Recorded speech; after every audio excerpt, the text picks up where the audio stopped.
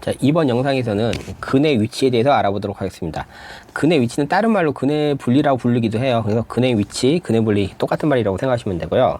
자, 근의 위치가 무엇인지 본격적으로 살펴보기 전에 한번 이제 확실하게 상기할 부분이 있습니다. 그게 뭐냐면 우리에게 2차 방정 실근 있잖아요. 실근은 2차 함수 그래프가 x축과 만나는 점에 x좌표죠. 즉 2차 함수의 x절편이 2차 방정식 실근이라는 걸 반드시 상기를 시키셔야 돼요. 그래서 만약에 2차 방정식 실근이 알파 베타다. 그러면은 x축과 2차 함수가 x축과 만나는 점의 x좌표도 역시 알파 베타가 된다는 거. 자, 요거 잘 생각을 하시고 이제 근의 위치, 근의 분리가 뭔지를 한번 알아보겠습니다. 근의 위치 또는 근의 분리라는 건요. 이런 거예요. 2차 방정식 실근과 어떤 실수와의 대소관계 조건을 따지는 것을 의미하는 거죠. 이를테면 이런 거예요. 자, 첫 번째 이런 거.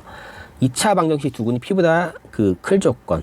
2차 방정식의 두근이 모두 P라는 어떤 수가 있다고 칩시다. P보다 클 조건. 자, 요걸 한번 따져봅시다. 자, 그리고 요 2차 방정식은요, 이렇게 생각합시다. 이거 언제나 그렇지. 2차 방정식은 ax제곱 플러스 bx 플러스 c는 0이고, 요때 최고차항 계수 a는 양수라고 한번 가정을 해봅시다. 자, 그러면 2차 방정식 두 근이 모두 p보다 크대요. 자, 크다. 대소 관계를 비교를 해야 되는데, 대소 관계 비교를 하려고 하면 요 두 근이 뭐가 돼야 돼요? 실근이 되셔야 돼요. 그죠? 왜냐하면 대소 관계를 따지는 거는 실수에서만 따지는 거거든요. 그래서 실근이 돼야 돼요. 만약에 2차 방정식의 두 근이 실근이 아니고 허근이면 어떻게 되는 거예요? 대소 관계를 따지는 게 불가능해요. 왜냐면 허수는 대소 관계 뭐 이런 거, 음수, 양수 이런 개념이 없는 수거든요. 자, 그리고 이렇게 2차 방정식 두 근이 P보다 클 조건을 다 그림으로, 즉 2차 함수 그림으로 그리면 어떻게 되냐면 이렇게 됩니다. 이렇게.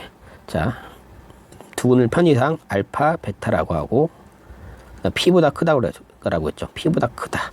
자, 이 그림을 한번 봐보세요. 자, 두근을 알파, 베타, 2차 방정식의 두근을 알파, 베타라고 하면 알파, 베타가 P보다 오른쪽에 있으니까 P보다 큰 거 맞죠. 그래서 2차 방정식 두근이 모두 P보다 클 조건은 이런 그림으로 나타낼 수가 있는 건데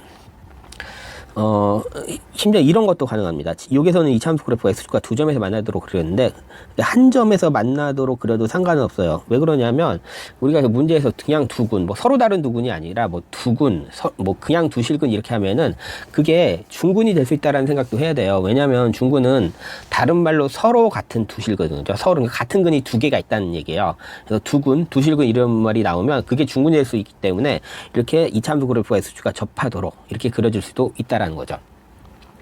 자, 그걸 따라서 요 두 근이 실근이어야 되고, 그 다음에 2차 함수 그래프가 x축과 이렇게 두 점에서 만나거나 이게 한 점에서 만나려고 하면은 우리 판별식이 어떻게 된다고 했어요?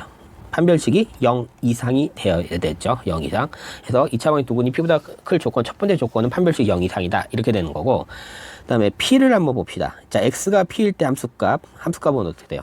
이 점이, x가 P일 때 점이 x축 위에 있으니까 그때 함수값은 플러스, 즉 양수가 되는 거죠. 자, 그래서 x가 P일 때 함수가 fp는 양수가 된다. 자, 양수가 되는 거고. 자, 세 번째. 자, 이 2차 방정식 축을 x는 k라고 한번 해봅시다. 자, 그림을 보시면 알겠지만 요 k가 p보다 오른쪽에 있죠. 자, 그 얘기는 즉슨 뭐예요? k가 p보다 크다라는 얘기예요. k가 p보다 크다. 혹은 축이 p보다 더 오른쪽에 있다. 뭐 이렇게 해석할 수가 있죠. 자, 이걸 꼭 따져줘야 되는 게 요 첫 번째, 두 번째 조건을 모두 만족해도 요 세 번째 조건을 만족하지 못하면 2차 방정식 두 근이 모두 p보다 클 조건을 만족하지 않을 수가 있어요. 성립이 안 될 수가 있어요. 예를 들어볼까?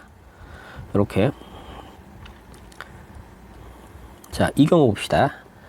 자, 이 경우 2차 방정식 실근을 갖죠. x축과 만난 점이 두 개니까. 그래서 판별식 0 이상이라고 할 수 있고, 그 다음에 x가 p일 때 함수값이 역시 양수인 건 맞아요. 자, 근데 축을 x는 k라고 했을 때 요 k가 지금 p보다 왼쪽에 있기 때문에 k가 p보다 지금 작은 경우죠. 자, 이렇게 작게 되면은 작아요. 자, 그러니까 어떻게 돼요? 요 두 실근이 p보다 큰 게 아니라 더 작죠. 우리가 지금 따지는 거는 P보다 클 조건인데 지금 두 실근이 P보다 작다라는 거죠. 자, 이 축이 지금 P보다 왼쪽에 있어 버리니까.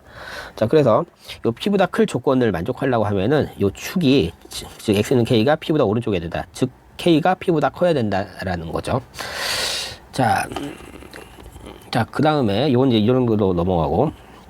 자, 두 번째는 2차 방정식 두 근이 모두 P보다 작을 조건.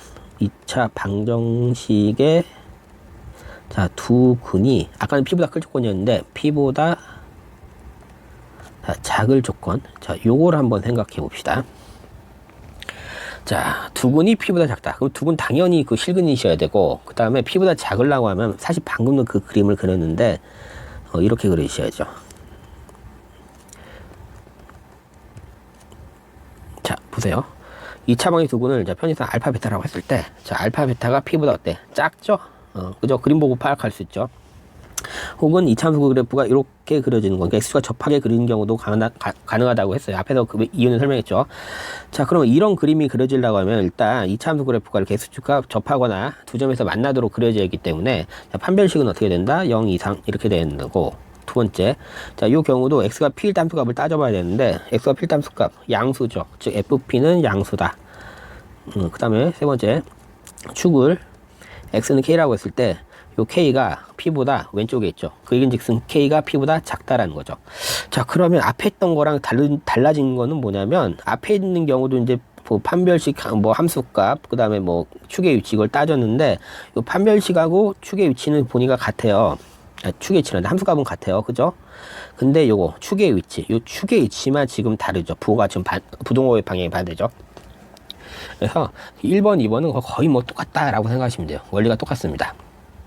그 다음에 세 번째, 2차 방정식의 두 근 사이에 P가 있을 조건. 2차 방정식의 두 근 사이에 P가 자 있을 조건. 자, 이거 굉장히 쉬워요. 자, 두 근 사이에 P가 있다. 자, 그걸 그림으로 한번 그려볼게요. 두 근 사이에 자 P가 이렇게 있다. 자, 이렇게 돼야 되는 거예요. 그림으로 그려보면. 이거 보시면 알겠지만은, 그 x가 p일 때 함수값 fp의 보호가 뭡니까? 음수죠. 왜냐, x가 p일 때 그 점이 x좌 아래로 있으니까, 그러니까 fp는 음수다 이렇게 되는 거죠. 그리고 요거는 편한 게 요거 하나만 따지면 돼요. 그러니까 fp의 이 부호만 따지시면 돼요. 왜 그러냐? 앞에서 우리가 했던 게 판별식도 따지고 왜 축의 위치도 따졌는데, 이거 판별식하고 축의 위치는 왜 안 따지면 되냐면, 이 판별식 같은 경우는 자동으로 0보다 클 수밖에 없습니다. 자, 왜 그러느냐? 이거 보시면 fp가 0보다 작다라는 얘기는 x가 p일 때 함수값이 음수가 나왔다는 얘기. 함수값이 음수가 나왔어요. 근데 요 2차 방정식을 그 fx는 ax제곱 플러스 bx 플러스 c, 그다음에 a의 보호 양수로 하기로 했죠. 양수, 즉 그렇게 되면 이렇게 아래로 볼록인 그래프가 되는데, 아래로 볼록인 그래프가 이렇게 함수값이 음수가 나오려고 하면요, 이렇게 x축과 만날 수밖에 없어요. 두 점에서 만날 수밖에 없어요. 한번 봐볼까요? 만약 안 만나는 경우, 그 다음에 뭐 이렇게 한 점에서 만나는 경우, 자, 이런 경우는 함수값이 절대로 그 음수가 나올 수가 없어요. 그래서 이렇게 함수값이 음수가 날아가면 이렇게 x축과 두 점에서 만나야 되기 때문에 판별식은 자동으로 0보다 클 수밖에 없는 거죠. 자, 이거 이해됐나요? 그 다음에 축은 왜 안 따져도 되냐면은, 자, 축을 뭐 x는 k라고 한번 해봅시다. x는 k. 근데 우리가 따질 조건은 두 근 사이에 p가 있을 조건이잖아요. 그래서 p가 뭐 축에 이렇게 오른쪽에 있던 아니면 뭐 왼쪽에 있던 상관없지 않나? 그냥 그러니까 p가 그냥 두 근 사이에 있기만 하면 되지, 뭐 축의 오른쪽에 있던 왼쪽에 있던 그 우리가 알 바 아니잖아요. 그래서 축의 위치도 역시 뭐 따질 필요가 없는 거죠. 자, 그래서 요약을 해보면 뭐냐면, 다시 앞으로 갑시다. 다시 앞으로 가면은, 우리가 이제 2차 방정식 두 근보다 뭐 모두 크다, 뭐 p보다 크다, 작다 해서 따졌을 때, 먼저 판별식 따졌죠. 판별식. 그 다음에 함수값, x가 p일 때 함수값, 그냥 함수값. 그 다음에 축의 위치. 축의 위치를 축이 p보다 오른쪽에 있느냐 왼쪽에 있냐, 그 축의 위치를 따졌거든요. 그래서 이걸 뭐 줄여서 이제 한판축 이렇게 뭐 외우기도 하는데, 뭐 굳이 그럴 필요는 없을 것 같고, 근데 문제를 풀다 보면은 함수의 부호, 그러니까 fp의 부호만 따져도 되는 경우가 있어요. 따져도 되는 경우가 있고, 아니면 세 개 모두 따져야 되는 경우가 있는데, 저는 굉장히 당황스러워요. 이게 도대체 기준이 뭐야? 어느 때 세 개를 따져야 되고, 어느 때는 뭐 하나만 따져도 되는 거야? 이건 이제 처음에 헷갈리는데, 쌤은 이렇게 합니다. 어떻게 하냐면, 문제 맞는 그 상황의 그림을 딱 그렸을 때, 요 두 실근 사이에 그 어떤 수도 들어오지 않으면, 아무 수도 들어오지 않으면, 뭐 예를 들면은 뭐 1번이나 2번 같은 경우 두 근 사이에 아무 수도 안 들어왔잖아요. 이거 x는 k 이거 빼놓고, 축 이런 거 빼놓고, 이런 거 말고요. 그러면은 세 가지 모두 따져요. 그러니까 한판축, 판별식, 함수값, 뭐 축의 방식이 모두 따지고, 그 두 근 사이에 뭐 어떤 수가 들어온다. 뭐 세 번째 경우처럼 뭐 P가 지금 뭐 요 두근 사이에 들어와 있죠. 자, 이렇다. 이러면은 이때는 함수값, 즉 함수값만 따지게 됩니다. 함수값의 부호만 따지게 되죠. 이거 잘 기억하셔야 돼요. 이것만 이거 잘 기억하시면은 그 안 헷갈리고 이제 문제 풀 수 있습니다. 자, 그러면 이제 이론 수업은 자 여기까지만 하고 마칠게요.